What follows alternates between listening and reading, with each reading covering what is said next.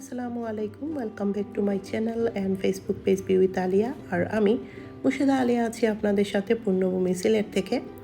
আশা করছি আপনারা সবাই ভালো আছেন, সুস্থ আছেন এবং নিরাপদে আছেন। তো আজকে আমি সারাদিন কী কী রান্নাবাড়া করেছি সেগুলো নিয়েই আমার আজকের ভিডিওটা সাজিয়েছি। আশা করছি আপনাদের কাছে ভালো লাগবে। তো সকালবেলা একবার নাস্তা করে নিয়েছি, তো এখন মনে হলো যে কফি স্টেশনটা একটু গুছিয়ে নেই, কিছুটা এলোমেলো হয়ে গিয়েছে, আর যা রিফিল করার ছিল সেগুলো রিফিল করে নিলাম। আর এরই মধ্যে ইচ্ছে হলো যে এখন এক কাপ কফি খাই, যদিও এখন চিনি দুধ এগুলা খাওয়া ছেড়ে দিয়েছি, লিকার চাটাই বেশি খাচ্ছি। তো আজকে হচ্ছে কফি এক্সপ্রেসোটা বানাচ্ছি। এখানে এক্সপ্রেসো বানানোর যে ক্যাটলটা সেটা আমি হচ্ছে রেডি করে নিচ্ছি। এখানে হচ্ছে 1 কাপের মতো কফি হয়, তো এখানে আমি 1 কাপ আর কিছুটা পানি নিচেরটাতে দিয়ে দিচ্ছি, আর উপরে ছাঁকনিটাতে হচ্ছে কফিটা দিয়ে দিতে হবে। তো কফিটা দিয়ে তারপর এটা চুলায় বসিয়ে নেব, আর খুব সুন্দরভাবে পানিটা যখন গরম হয়ে যাবে তখন কফিটা রেডি হয়ে যাবে। তো দেখা যায় যে অনেক সময় আমি গরম পানিটাও দিয়ে থাকি, গরম পানি দিলে আর কি একটু তাড়াতাড়ি পানিটা গরম হয়ে যায়। তো আমি 2 চা চামচের মতো কফি পাউডারটা এখানে দিয়ে দিয়েছি। এটা আসলে ঠিক পাউডার না, এটা কিছুটা দানা দানা মতো থাকে আর কি। তো এখন আমি এটা লাগিয়ে নিয়ে তারপর হচ্ছে চুলাতে বসিয়ে নিয়েছি। তো ওদিকে হচ্ছে আমি চায়ের কাপের মধ্যে মিল্ক পাউডার আর সুগারটা নিয়ে নিচ্ছি। এই যে কফিটা কিন্তু রেডি হয়ে গেছে, নিচের পানিটা উপরের দিকে চলে আসছে। তো এখানে আমি অল্প করে চিনি নিচ্ছি আর গুঁড়ো দুধটা নিচ্ছি। তারপর হচ্ছে কফিটা দিয়ে তারপর আমার কফি এক্সপ্রেসোটা রেডি হয়ে গেল। তো কফিটা শেষ করে তারপর আমি কিচেনে রান্না বাড়া শুরু করব। দুপুরের জন্য যা যা রান্না করব সেগুলো হচ্ছে এখন বের করে নিয়েছি। তারপর হচ্ছে রান্নাটা চড়িয়ে নেব। আজকে একটু ছোট মাছের চচ্চড়ি মতো করে করব। তো লবণ দিয়ে মেখে রেখেছি মাছটা, তারপর হচ্ছে ভালো করে ধুয়ে নেব। আমি এখানে মাছটা নিয়ে নিচ্ছি। আগে সব কিছু দিয়ে এটাকে মেখে নিতে হবে। দিচ্ছি টমেটো, পেঁয়াজ দিচ্ছি বেশ খানিক কুচি করে রাখা পেঁয়াজ, কাঁচামরিচ মাঝখান থেকে ফেড়ে নিয়ে তারপর দিয়ে দিচ্ছি 1 টেবিল চামচের মতো বাটা পেঁয়াজটা দিয়ে দিলাম। এখানে আমি 1 চা চামচের মতো সরিষা বাটাটা দিয়ে দিচ্ছি, রসুনের কুচিটা দিয়ে দিচ্ছি। আমার চারিদিকে এত নয়েজ, কি বলবো, গাড়ি ঘোড়া আমার রাস্তার সামনে বাড়ি হতে যে সমস্যা আর কি। এখন আমি লবণটা দিয়ে দিচ্ছি, এখানে কেটে রাখা আলু দিচ্ছি, ডিফারেন্ট টেস্ট আসবে। হলুদ গুঁড়া 1/2 চামচের মতো, অল্প একটু ধনিয়া গুঁড়া, মানে 1/2 চামচের মতো ধনিয়া গুঁড়া দিয়ে দিচ্ছি। চামচ থেকে আর একটু কম জিরের গুঁড়া, আর 1 চা চামচ মরিচের গুঁড়া দিচ্ছি, যদিও কেটে রাখা মরিচ দিয়েছি। এই তো এখন দিয়ে দিচ্ছি সরিষার তেল বা মাস্টার্ড অয়েল, বেশি না 2 টেবিল চামচের মতো দিচ্ছি। এখন আমরা এটাকে মেখে নেব।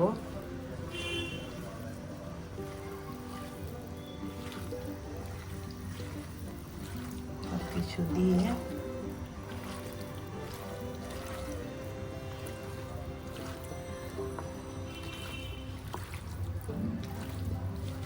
আমি হাতটা ধুয়ে অল্প একটু পানি এখানে দিচ্ছি। এখন আমি প্যানে নিয়ে নিচ্ছি, আবারও বাটিটা ধুয়ে নিয়ে একটু পানি দিয়ে দিচ্ছি।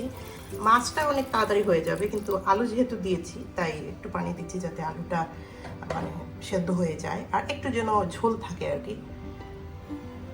তো এখন বিসমিল্লাহ করে চুলায় দিয়ে দিচ্ছি। ওকে, এখন আমি ঢেঁড়স দিয়ে একটা কারি মতো করব। এটা হচ্ছে আমি একটা রেস্টুরেন্টের ভাইয়ের চ্যানেলে দেখেছিলাম, তো ইগনোর দিস বক্স, আমি এই বক্সে এটা ফ্রিজে রেখেছিলাম। ঢেঁড়সগুলো ধুয়ে নিয়েছি, এখন এগুলোকে একটু কাটবো। তো এটা কাটার সিস্টেম হচ্ছে সামনের দিকটা একটু কেটে নেব, আর হচ্ছে পিছনের লেজটা একটু কেটে নেব। ব্যাস এইটুকু সাইজের ঢেঁড়স থাকবে।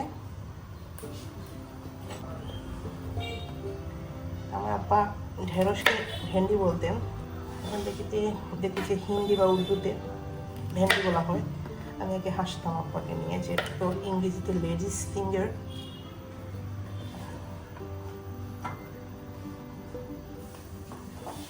তুমি কেন ভেন্ডি বলো?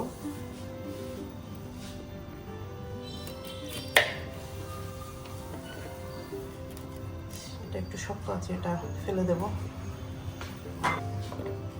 ঢেঁড়স নিয়ে ছোটবেলায় অনেক স্মৃতি আছে। আমি খেতে চাইতাম না, আর আব্বা আমাকে জোর করে খাওয়াতেন। আব্বা কিন্তু বাগানে ঢেঁড়সের গাছ লাগাতেন, তো বাগানের ঢেঁড়সে আমরা খেতাম।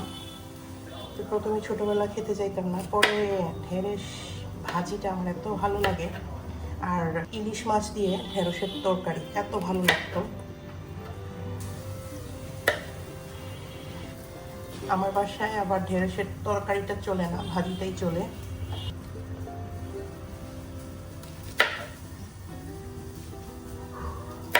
আচ্ছা,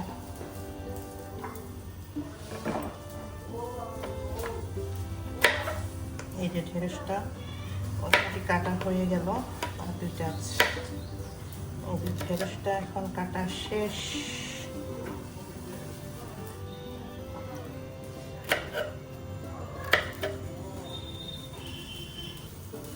এখন যেটা করব,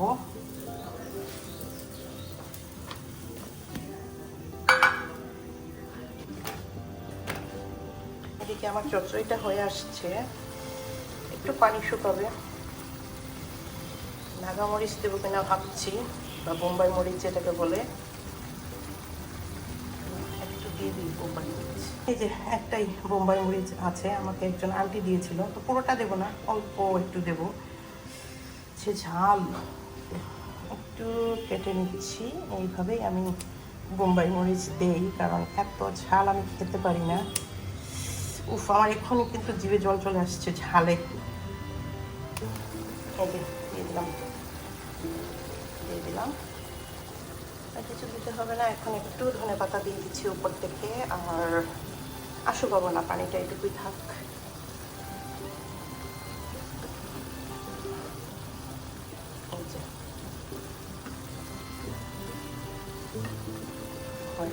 হয়ে গেছে, আলুটাও মোটামুটি সেদ্ধ হয়ে গেছে। এখন আমি এটাকে নামিয়ে নেব। ঢেঁড়সটার মধ্যে এখন আমি একটু হলুদ গুঁড়া, লবণ আর একটু মরিচের গুঁড়োটা দিয়ে দিলাম। দিচ্ছি 1 চা চামচের মতো কর্নফ্লাওয়ার।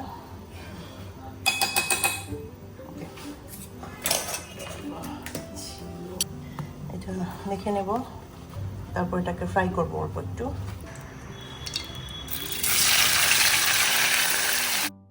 তো ঢেঁড়সটা হতে হতে আপনাদের সাথে আমার সেই পুরনো কর্তাটা আবারও শেয়ার করি। যদি আমার ভিডিওগুলো আপনাদের ভালো লাগে তাহলে অবশ্যই লাইক দিবেন, চ্যানেলটিকে সাবস্ক্রাইব করে পাশে থাকা বেল বাটনে প্রেস করবেন। তাহলে আমি যখনই কোনো ভিডিও আপলোড করব সেটা কিন্তু আপনার নোটিফিকেশন বক্সে সবার আগে চলে আসবে।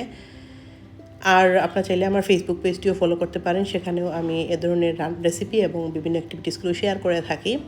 তো কথা বলতে বলতে আমার ঢেঁড়সগুলো ফ্রাই হয়ে গিয়েছে। এবার আমি তেলের মধ্যে কুচি করে রাখা পেঁয়াজ, কেটে রাখা কাঁচামরিচ, কুচি করে রাখা টমেটো আর পেঁয়াজ পেস্ট 1 টেবিল চামচের মতো দিয়েছি। তারপর হলুদ গুঁড়ো, মরিচের গুঁড়ো, ধনিয়ার গুঁড়ো অল্প একটু আর জিরার গুঁড়ো অল্প একটু দিয়ে তারপর মশলাটাকে ভালো করে কষিয়ে নিয়েছি পানি দিয়ে। তারপর আমি ঢেঁড়সটা দিয়ে দিয়েছি, আর এখন এখানে ফেটে রাখা ডিমটা দিয়ে দিলাম। তো ডিমটা কিন্তু দেওয়ার সাথে সাথে নাড়াচাড়া করতে হবে, না হলে দেখা যায় যে এটা দলা পেকে যায়। তো এখন আমি একটু পানিও দিয়ে দিলাম, আমার তো একটু ঝোলঝোল রাখতে হবে। আর উপর থেকে লবণটা এখানে ছড়িয়ে দিচ্ছি আর ধনেপাতা দিয়ে দিলাম। বেশ হয়ে গেল আমার ঢেঁড়সের একটা কারি। এটা কিন্তু খেতে খুবই টেস্টি ছিল, যদিও প্রথমে আমার মনে হচ্ছিল যে অত ভালো হতো হবে না, কিন্তু পরে দেখি যে না, এটা অনেক টেস্টি ছিল খেতে। আর বাচ্চাদের জন্য একটু চিকেনটা রান্না করে নিচ্ছি। দেখা যায় যে অনেক সময় বাচ্চারা সবজি বা এগুলো খেতে চায় না, ছোট মাছ খেতে চায় না, তো সেই জন্য আমি চিকেনটা আলু দিয়ে রান্না করছি। আর এখানে আমি একটু আচার দেব। আমি মাঝে মাঝে প্রাণের যে আমের আচারটা থাকে সেটা দিয়ে থাকি। আচারটা দিলে কিন্তু খাবারের টেস্টটা আর একটু বেটার আসে। তো এই আচারটাই আমি এখানে দিয়েছি। এটা কিন্তু আমি কোনো প্রমোশন করছি না, জাস্ট ভালো লাগে দেই, সেজন্য আপনাদের সাথে শেয়ার করা আর কি। তো এখন আমি খেতে বসেছি, আর আমার মাছের চচ্চড়িটা কিন্তু খেতে এত টেস্টি হয়েছে, আর একটু ঝাল হয়েছে, নাগামরিচের একটা ফ্লেভার আসছিল, আর খেতে কিন্তু অনেক ভালো লাগছিল। তো এখন হচ্ছে আমার মেয়ের জন্য একটা কেক বসাচ্ছি। ওর হচ্ছে হঠাৎ করে ক্রেভিং উঠছে, ও হচ্ছে কেক খাবে, চকলেট কেক। তো বাসায় হচ্ছে চকলেট বা কোকো পাউডারটা ছিল না, অল্প একটু ছিল, তো অল্প একটু আমি হচ্ছে ভ্যানিলা কেকের উপরেই ছড়িয়ে দিচ্ছি, আর তারপর হচ্ছে কেকটা রেডি করে নিচ্ছি। তো এই ছিল আমার আজকের ভিডিও। আশা করছি আপনাদের কাছে ভালো লেগেছে। সবাই অনেক ভালো থাকবেন, আমার জন্য দোয়া করবেন। দেখা হচ্ছে নেক্সট ভিডিওতে, ততদিন পর্যন্ত সবাই ভালো থাকবেন।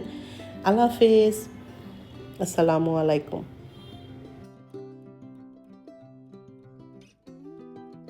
একটু ডেকোরেশন করার চেষ্টা করছি, দেখতে কীরকম হবে জানি না।